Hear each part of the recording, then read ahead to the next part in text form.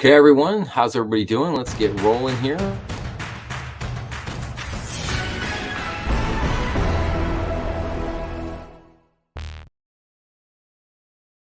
everyone is having a wonderful weekend. Welcome back to the Banker Next Door podcast. I am your host, Dr. Joe Berquist. Today, we're going to be doing a review of the new movie, Dumb Money, the Gamestop story. I hope everyone will find this interesting. So let's get right into it. So the GameStop story, so the GameStop story here, let's run down. So this is basically a brand new release. It started in 2023. The runtime of the movie is approximately 1 hour, 45 minutes. The movie was directed by Craig Gillespie, and the cast is an excellent cast starring Paul Dano, Pete Davidson, Vincent D'Onofrio, America Ferrera, Nick Offerman, Anthony Ramos, Sebastian Stan, Shailene Woodley, and Seth Rogen. So the overview of the movie is I think it's better to introduce the players in the movie. So you have the Robinhood, which is, for anybody who doesn't know, is the trading app. You have Citadel, one of the largest hedge funds, if not the largest hedge fund in America. Melvin Capital, which was another smaller hedge fund. Kind of Wall Street in general, retail traders in general, which were referred to as the dumb money. The time frame of this basically unfolded over 2020 and 2021, basically during at the height and as of the pandemic as it played out. This was the retail stock craze, basically over what was called the stunk stocks, which was mainly GameStop and AMC. This also had to do with the usage of the Robinhood trading app and how that usage really exploded over this period. And we'll get back to that in just a second. This was also about how hedge funds basically got caught in what was known as a short squeeze. And then finally, Wall Street really becomes aware of the power of Reddit during this entire period here. And so what happened here? So what was the over? And again, some spoiler alerts here. If you haven't seen the movie, a couple spoilers here, but I'm going to try not to get rid of too much here. So I want to provide everybody with kind of an overview here. So this movie, basically what happened was, so if we take a step back for a second, we go into the pandemic. So the pandemic hits in early 2020, roughly, March, April timeframe of 2020. Everything gets shut down. People are working remotely. The kids are out of school. Everybody's basically at home. So during this time period, you had the Robinhood app launches. And the Robinhood app, which was really built around what you would call gamification. They really tried to take a lot of elements of video games, and they tried to add that into the app. And so, in other words, to try to make the app more entertaining, more fun, specifically targeting younger people. Sorry, millennials. I would say younger millennials, Gen Z. They were really going after that younger. I don't know if you want to say like 18 to 30, probably 18 to 34, probably be a good age range to say there for that. So they were really going after that crowd, that target market. And with everyone basically being home, this was the perfect opportunity for that. Everybody kind of jumped onto this and jumped into it. And it really just took off. So then you had hedge funds. So hedge funds were, kind of what I call their normal modus operandi. They were issuing a lot at the time called collateralized loan obligations, or CLOs, and they were using this in a very real way. They, buy companies, basically put a lot of debt on the companies, and then sell those companies off. Or if they do a lot of short selling and things against a lot of companies. One of the books that I'm going to go over here. I probably won't get to until January, but there's a book basically right here, if I can show this, called the Lords of Easy Money. And I'm going to go into this book in great detail and spend a lot of time on it. But one of the things that it talks about here on the books is collateralized loan obligations, and basically how during what was called the ZIRP period, the zero interest rate program period by the Fed, that CLOs just really took off. And, basically there was just this endless appetite for debt. And because debt was so cheap, and it was just rolling off. So that was just part of kind of what was going on in the hedge fund world right now. So they would, and so, but what was going on primarily with GameStop and with AMC was these stocks were being tremendously shorted. And if you could, and what happened was, if you could buy a lot of shares of those stocks and drive the stock up while those shorts were still in play, in other words, there's still, there's option contracts still out there against that stock, you create what's called a short squeeze against whoever is holding those options that are looking to short the stock. And that's really that's the crux of what happened here. So while if you were a retail investor and say you bought GameStop at, I don't know, $25 a share, and now it's up at $300, $400, $500 a share, as a retail investor, you're doing great. And that's fantastic news. If you're the hedge fund that's betting against that stock and you've got options out there, you got a lot of put options out there trying to short that stock, you could be in the hole for millions, maybe even billions of dollars, depending on how much you've bet to the downside. I'll put it that way. So we got, and then we have kind of Wall Street's attitude toward retail investors and Twitter and Reddit. So, and this is one thing I could be wrong about, but I asked, I would probably have to go talk to a good friend of mine, but I'm pretty certain I heard this before. Professional traders, they use what's called a Bloomberg terminal to do their trading, and I'm pretty sure on the Bloomberg terminal it has kind of a news feature where they would basically monitor a lot of activity going on Twitter, which is now X. They would monitor a lot of activity and things that were going on there, particularly as it related to stocks, to try to give them a little bit of insight into, what was going on social media.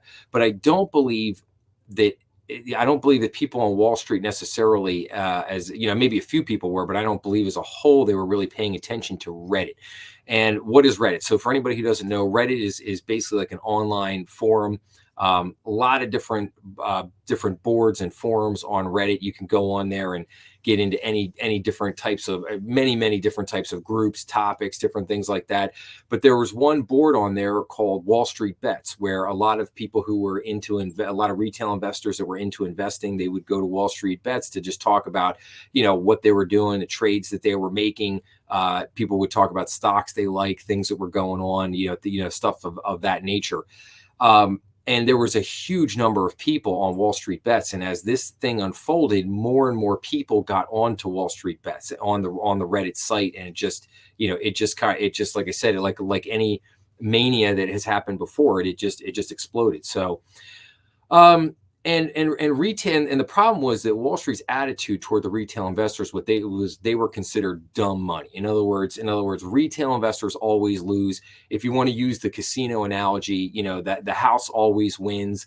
The players at the casino always lose because the house of the casino's got the game rigged in a certain respect that sooner or later they're going to win. Sooner or later the house always wins, and Wall Street really has the same kind of attitude toward retail investors. And I don't know, I don't really believe that attitude has really changed. So, so like I said, then you got, and then I think one of the important questions to ask is, was the rise of Robinhood good or bad? I don't particularly have a favorable opinion of Robinhood. I really did not like what they did. Again, like I said before, Robinhood used gamification. I think they used a lot of what I would describe as kind of cheap psychological tricks. They adopted a lot of the tricks that a lot of the social media companies use, like Facebook, Instagram, TikTok, in ways of getting people that are on there and trading kind of addicted to the action. Just as and just as gamblers can get addicted to gambling on sports, other things, whether it's poker games, sports, anything of that nature, you can get addicted to trading in the same kind of fashion. And I think that Robinhood really pried on that and really used a lot of that psychology.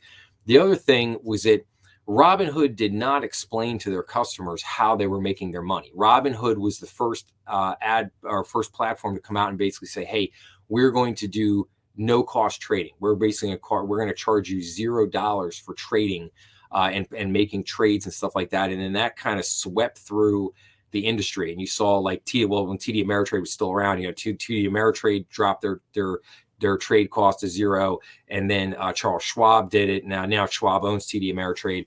But then you've seen a lot of other platforms adopt this same premise of like, hey, we're not going to charge for trading, and we're going to drop that. And basically, it was Robinhood that kind of kicked that off. Now, in the movie, there's a very critical scene where the two CEOs, the founders of Robinhood, are being interviewed, and they're asked, well, how do you guys make money? And it's basically like, oh, well, we have payment order flow, and it's kind of like, oh, well, what is that? And it's kind of like, yeah, well, Citadel pays us to get our trading information, and then they, we give them our trading information and they pay us or whatever, and they kind of gloss over that real quick. And that is in my opinion a very critical thing to understand. Like in other words, nothing in life is free. Everything has a cost to it. And that cost is hurting retail investors in a very real way. There are a couple other books that I'm going to get into extensively on this topic. One is the very famous book now, Flash Boys, from Michael Lewis, which was written back in 2014. It was all about high frequency trading and everything that was going on there with payment order flow. Also, Dark Pools. Dark Pools was written by Scott Patterson, another excellent business writer that I really enjoyed a couple of his books. But those two books really focus on the inner workings, what you would call the plumbing of the stock market. And there's a lot to kind of unpack and understand there. So, but I think Robinhood was really taking advantage of a lot of their customers and doing it in a very bad way. And there's some things in the movie you'll see that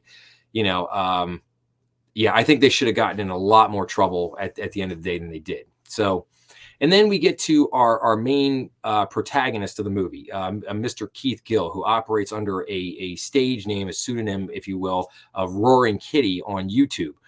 He also has a Reddit page where he operated under another name called Deep Effin' Value, which was kind of a funny name. But so. And we'll get into this in a minute here, but one of the things that I would like to understand a little bit more is did people really understand that deep? I'll just call it deep value. The deep value over here on Reddit was Roaring Kitty on YouTube, and I'm not sure that people really made that connection and really understood that was the same person. So keep that in mind. We'll come back to that in a minute here. So. So what are the kind of pros and cons? What did I like and what did I not like about this movie? Well, the movie had a phenomenal cast. I thought it was a good story. If you've seen the movie The Big Short, it was done in kind of a very similar-esque style to The Big Short, where you had a number of different characters in a number of, you had the kind of the hedge fund people. Then you had like the retail traders, you had our main person, Keith Gill, you had his family. So you had a number of different characters and a number of different situations going on here. And while a lot of these people don't necessarily meet or interact in the movie, you follow their stories, through to the end. So you do see how they kind of end up there as they're going along. So the cons, I didn't really care for the ending. It kind of like, I think they kind of got to the end and it almost felt like they didn't really know what to do, and they just kind of, all right, let's just wrap it up real quick. And they left. I felt like they left a few things out of the movie that they could have had in. Like, again, again, the focus here was on GameStop, but there were some, there was AMC, there were some other stocks that were involved in this as well. It wasn't just GameStop. But I think what they really wanted to capture in this movie was the essence of what was going on at the moment, and just this mania and this craze for buying these stocks, which was fueled by social media and the rise of the Robinhood app, and younger millennials and Gen Z really getting in to kind of the stock market for the first time through the Robinhood app, through social media with Reddit. But then how it turned into more than that. It turned into almost like a cause of like, hey, we're going to keep buying these stocks and we're not going to sell, and we're going to force some of these hedge funds to pay the price, because we're going to kind of, we're gonna stick it to the man. We're gonna get one back. We're gonna get one for the little guy. And it really turned into kind of a working person versus the elite type of situation, which again made this, I think, which is one of the things that made this story so fascinating, so interesting to look at and interesting to study. And I think there's a lot of lessons to be learned from this on all sides. The retail trader side, hedge funds, Wall Street. And I think this has changed a lot of things. I do think that Wall Street's perceptions of social media, the power of social media, and how if they get on the wrong side of things, it can go very badly for them. I'm sure that there's a lot more attention paid to some of this stuff right now. So ultimately, what's my rating here? Okay, I'm giving this movie 4 stars out of 5. That's my rating here. Like I said, I dinged it a little bit for the ending, which I thought could have been a little bit better. And like I said, just a couple of things that they left out. I thought they could have gone in a little bit deeper on Robin Hood, which they didn't do at the end of the day.